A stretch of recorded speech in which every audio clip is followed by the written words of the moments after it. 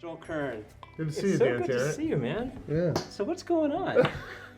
Not much, man. We're just doing our thing. Well, thanks for having me to your house. Sure.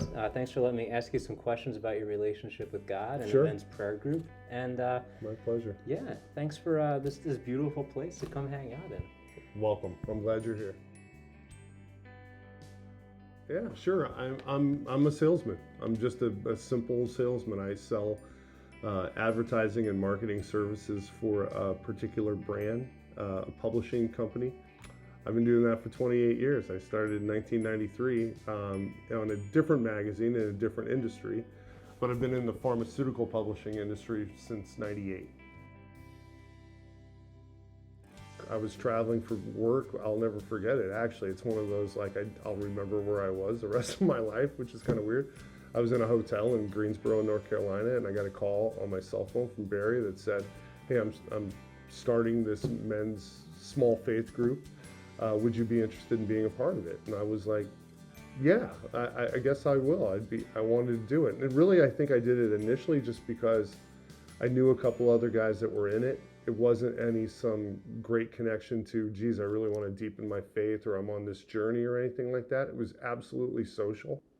And the first time I went, I didn't know anybody. I knew a few people there. I was so far away from my, religion. My faith was, I would call it weak at best. I'm sure I didn't say a word. I just sat and listened. But nobody was like calling on me or telling me that I had to say something or like, what's this guy's problem because he won't speak up. None of that whatsoever. And I'm sure I listened for a very, very long time, for months, because I either wasn't comfortable in what I was going to say or I didn't know what to say or I didn't think it would be right. And then I realized after a while that it was totally right. Anything I said was right because we were all in the same boat. We were all doing the same thing.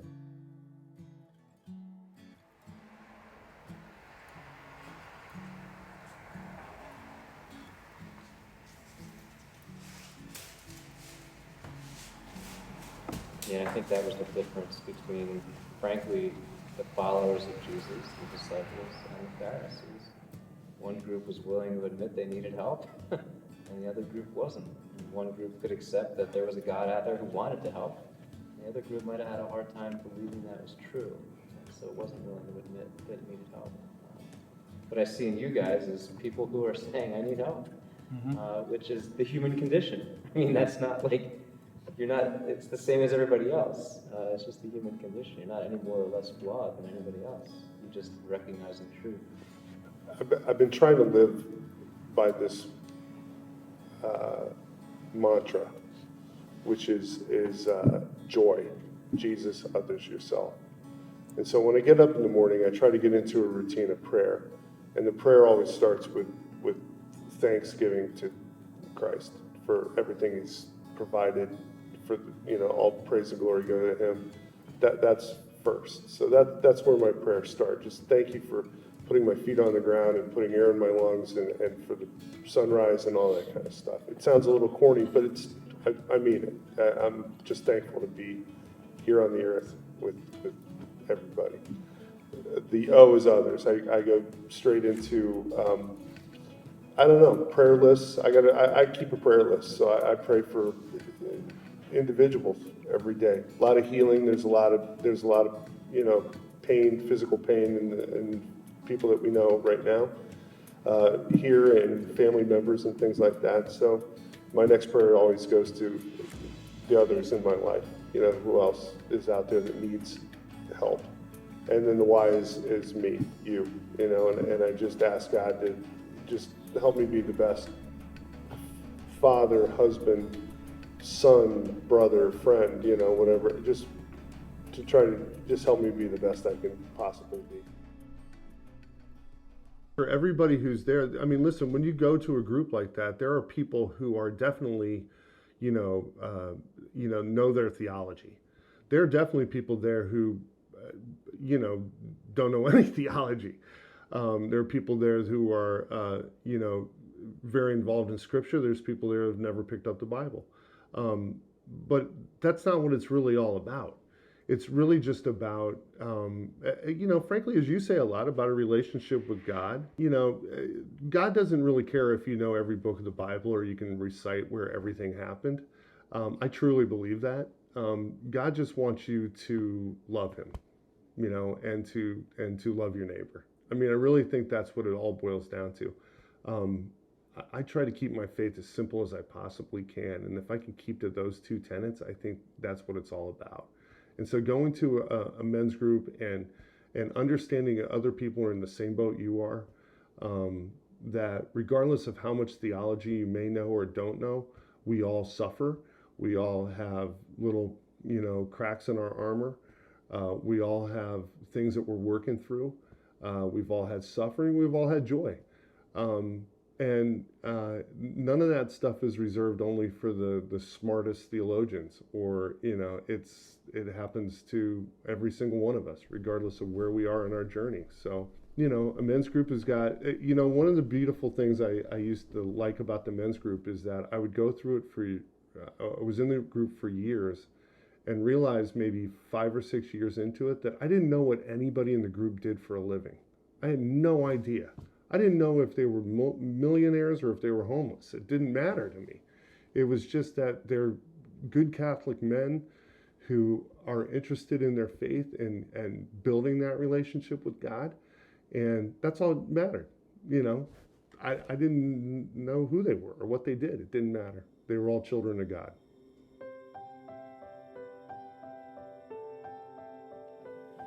In general, my first prayer of the day, and it's been for probably about 6 or 7 years, is I wake up, and actually when I put my crucifix on, I say, Jesus, put your eye in my heart so that I may see as you see. And I've changed that over the last few years, and I say, put your eye in our heart, meaning my families, my wife, my kids, and mine. Put your eye in our heart so that we may see as you see. And let me tell you, that will change a heart. It will physically change a heart, committing to that prayer. What do you see differently when you do that? Like, how does the perspective change when you see through Jesus' eyes? Just, compassion and care and putting others first. I think it's hard for people to imagine sometimes what it looks like to have that relationship with Christ, where you want to look at the world through His eyes. And I think sometimes people just don't see what that could look like. But for you, that's a very different world. It's an entirely different world. It's one I didn't live in for the first, 35 years of my life.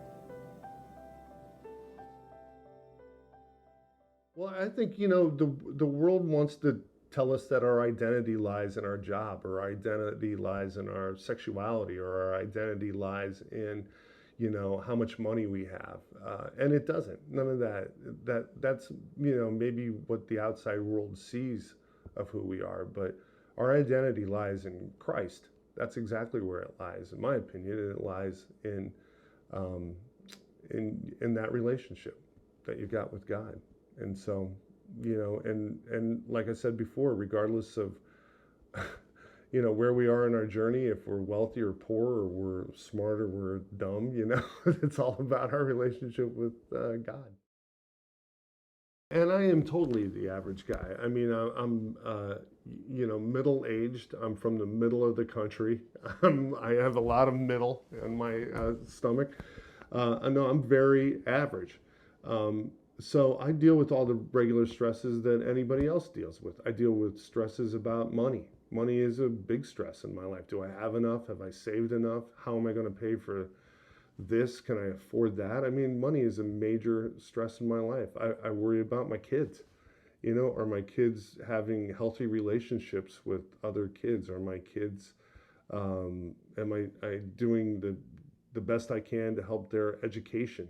Or am I paying enough attention to them? I stress about my wife. Am I serving my wife the way I should? You know, am I too selfish with her? Am I, am I not paying attention to her needs? You know, I mean, I worry about the house. Do I need a new furnace? I mean, it's all the same things that anybody else, worries about. I worry about where I got to be this weekend for one of my kids for their, sports teams, whatever it may be. I mean, it's a normal, we all live in a regular world where we have all the regular worries. I worry about the health of my family, as I have family that's getting older. How am I going to care for them? All this, I worry about my own health. Am I taking care of myself enough? So it's all of it. It's got to be all within a foundation of God. I mean, once I had that foundation of God in my life, and I knew that there were some things that I couldn't control, and there were other things that I could control. When I realized that the things I can't control, I'm going to lay at the cross. I'm going to give it to Him. Man, oh man, that is like a freedom that you've never felt before in your life. It's fantastic. That also speaks to mission, right? You talk about mission a lot in the group. We talk about it as men. And what is our mission? And our mission isn't necessarily to accumulate goods and to, worry about ourselves. And it's, my stock line is my mission to get my kids, my family to heaven and take along with me anybody else who's going to come. Because that's the end game for the whole thing, is eternal life. So. But it's not easy. It's not easy because our culture expects us to pursue that manifest destiny, right? Yeah. Charge on, provide, be the leader. And you absolutely can. At least I have found that you can balance providing and being a good provider for your family, and also being a good provider of faith along with that. I got to tell you, Teresa and I were just talking about this the other day about providing, and I was thinking about it driving over. I'm like, men are kind of conditioned to be providers, right? We want to give shelter and clothing and feed our families and all that kind of stuff, but we need to be fed. Somebody's got to feed us, and so a men's group like this is where you get fed. That's where we get fed. Yeah. So it's absolutely. It doesn't mean we don't provide. We absolutely provide. That's still our mission. That's still our goal. That's still what we're here for. But we got to nourish ourselves. Yeah, and I think you find in God an assistance in being able to be who you're called to be as a provider. Yeah. That's part of our vocation. But when you're allowing God to provide for your family through you, that is a whole other kind of provision versus what Dan Tarrant's going to provide by himself, which is not the same. A whole other quality or category of giving.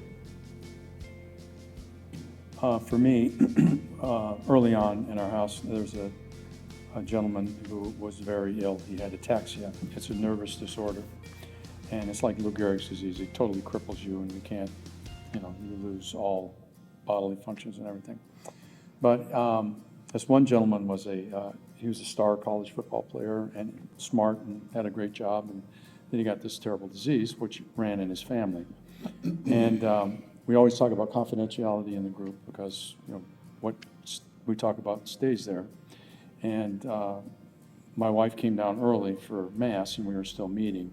And she said, I've only heard one thing in the group in all the years that you had, when we had it in our house, was when Donald said in a very halting voice, if I hadn't have gotten this disease, I wouldn't have come to know Jesus. He said prior to that, he just, do what we do. He relied on himself, and he had a lot of gifts to rely on, but that was all taken away. And because it was all taken away, he put his faith in Christ, and he was probably the most beloved member of our group. And in the cemetery where he died, and we actually organized a lot of us to take care of him with physical therapy so his wife could work, and we would help him with all his exercises and stuff.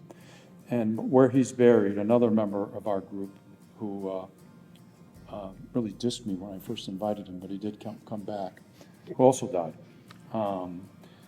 They're buried across from each other in the cemetery, in our city cemetery, which is a big cemetery.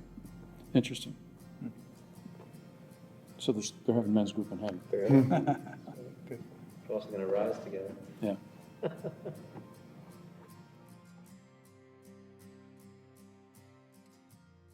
Yeah, so I've gone to that group, like I said, for many years, probably, I don't know, 15 years or so. And, there's a lot of times in your life, especially as men, where you feel like you're alone. You feel like you're the only one going through this. You're the only one that has to deal with pressures at work. You're the only one that has to deal with financial difficulties. You're the only one that has to worry about health problems. And when you get into a group like that, where men are vulnerable and they're open and, they're in the same mindset that you are, that, I need to give this up to God, and the walls come down a little bit on that kind of male machismo that we all have a little bit, you realize you're not alone. So, I've been through the birth of a daughter. I've been through, health struggles. I've been through the death of parents, and I've done it all with the support of a group of men who have gone through the same thing I have, and know exactly what I'm going through. And I ask them to pray for me, and I absolutely pray for them on a regular basis. The people that I would count as my best friends in this world have come from that prayer group. And it's funny too, because they're from all different walks of life. We don't necessarily have kids that match up together. It's not that we work together. It's not that our kids were in the same class together or anything like that. They're truly men. They're truly friends of virtue. They're men that have brought me closer to God. They're men that I hope I bring closer to God. But yeah, it's a community of men who the shared interest is only our faith. Yeah, so there's a theory from Aristotle that says there's three types of friends. There's friends of utility. And friends of utility are, when I go to the pizza place and I order a pizza, when I walk in, they're like, "Hey, Mr. Kern, how you doing?" And I'm like, "Hey, good to see you. Here's $20," and they give me a pizza. And that's like a friend of utility. If I stopped going to that pizza place, I might stop being friends with that person. It doesn't mean that person's bad. It doesn't even mean that situation is a bad situation. It just means that I give him $20 and he gives me a pizza. So that's like a friendship of utility. Then there's a friendship of convenience. And a friendship of convenience is somebody who, for years my daughters played, on different teams. And when they played on those teams, we got to be really good friends with the parents that were on those teams. And when my daughter didn't play on those teams anymore, we still liked those people. Those people were awesome and great, but we just didn't see them as much anymore. So our friendship kind of grew out of convenience. Our kids were on the same team. So, we hung out with them because we were on the same team. Again, nothing wrong with them. Love those people that we hung out with all those years. Just we don't see them as much anymore. And then the last one is friendship of virtue. And a friendship of virtue is what I would call like your 2 a.m. phone call person. Your person when you're having real suffering or you're having real joy, by the way, you want to share it with them. It's friends who lead you to Christ. It's friends where you draw them closer to Christ and they draw you closer to Christ. And something like the men's group that I've been a part of for 15 years, those are all friends of virtue. And the funny part is, I don't hang out with those guys on a regular basis. We don't all the time go out and drink beers. With some of them, I've never done that ever in my life. But I would consider them good friends of virtue because we have shared values, we have shared experiences, and we're all trying to draw each other closer to Christ. So that's a difference between those friendships. All good. Friendship is a good thing all the way through. But those are the three different types. I'll just say one that continues to follow me, sort of similar to what Barry said, is some of these men that really have experienced loss in their life, their spouses, and to see their faith, and one of them many years ago handed out the surrender to me, and and I've handed out many since because that made such a huge impact on my life. So sort of paying it forward, and that's, that came from one of the men who really suffered a, tremendous loss with a wife. And that type of, seeing that type of faith, seeing them live their faith, having gone through that type of loss is so inspirational. And then prayers like the Surrender Novena and like the group, it physically changes your heart. It has physically changed my heart. Just like Jerry said, 10 years ago, he wouldn't have caught me anywhere near a men's group at 7 o'clock in the morning. Or, at Teams of Our Lady on a Friday night. It's like, what? I would have been nowhere near that stuff 15 years ago. And now, I just couldn't imagine sort of life without it. It really would be a hole, an emptiness. What's the difference that makes for you? I mean, like, your Saturday mornings are changing, your Friday evenings are changing chronologically, but you're also describing a change inside of you. Could you describe what that's like for somebody who doesn't know that change? Yeah, so I think, the first thought is giving up an hour and a half or 2 hours on a Saturday morning, right? So that's what prevents us from doing it, right? I got to give up 2 hours. And there's a lot of things that I still don't do that I haven't completely surrendered to. I got a long way to go, to get to where he wants me to be. But you give up 2 hours, and that is going to change the rest of your weekend. The rest of your Saturday, the rest of your Sunday is going to be more fulfilling. But it's really just getting over that initial hurdle of giving up those 2 hours. In this case, many other times it's giving up an hour or giving up 15 minutes to do something that he's calling us to do. But for men's group in particular, I tell people, give up those 2 hours, and your Saturday, the rest of your Saturday and your Sunday are gonna, be so much better for you, so much better for your family. You probably need to put yourself in a position to find those friendships by going to something like a men's group or going to, something else where you're going to find virtuous people to hang out with. But once you've got those friendships, they kind of are easy. They're kind of like you pick up where you left off, or you kind of, you're thinking along the same lines, so it's not awkward to figure out what to talk about or where that friendship is based. Where that friendship's based, and so that friendship becomes easy. So yeah, you have to. I think you have to have intentionality in a lot of things that you do, and you got to be able to recognize those friendships when they come. But I think once those friendships cultivate and happen and start to grow, they're the easiest friendships to have.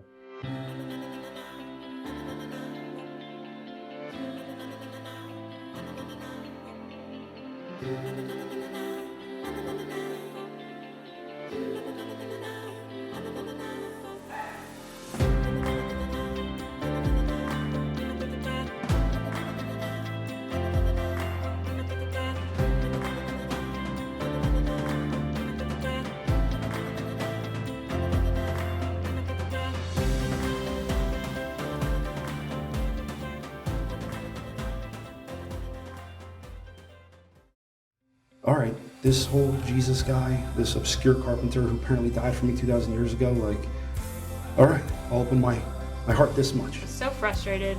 And eventually I just cried out, Lord Jesus, I want to know your heart. Just feel this big relief, come off your shoulders. Each person on earth has a mission, has a specific task that God has assigned to them that only they can do. We don't have to be afraid of what we're going to see in the mirror because we're loved. That's what the gospel tells us, what the cross tells us. It's safe to look in the mirror. You are loved. Hi, I'm Dan Tarrant from Personally Catholic and ReEngaged Ministries. If you were blessed by one of our Personally Catholic videos produced by ReEngaged Ministries, Would you consider becoming a donor? For a gift of at least $10 a month, you'll become a Personally Catholic partner. As a Personally Catholic partner, you'll get inside access to Personally Catholic and ReEngaged Ministries like never before. You'll get to see our videos while they're still in the process of being created. You'll get to see our books while they're still in the process of being written. Small monthly gifts are the financial heartbeat of any ministry. Go to personallycatholic.com today and become a Personally Catholic partner to help us invite Catholics into a more personal relationship with God in the heart of His Catholic Church. You're loved. So look in the mirror honestly, and then don't be afraid to listen to God.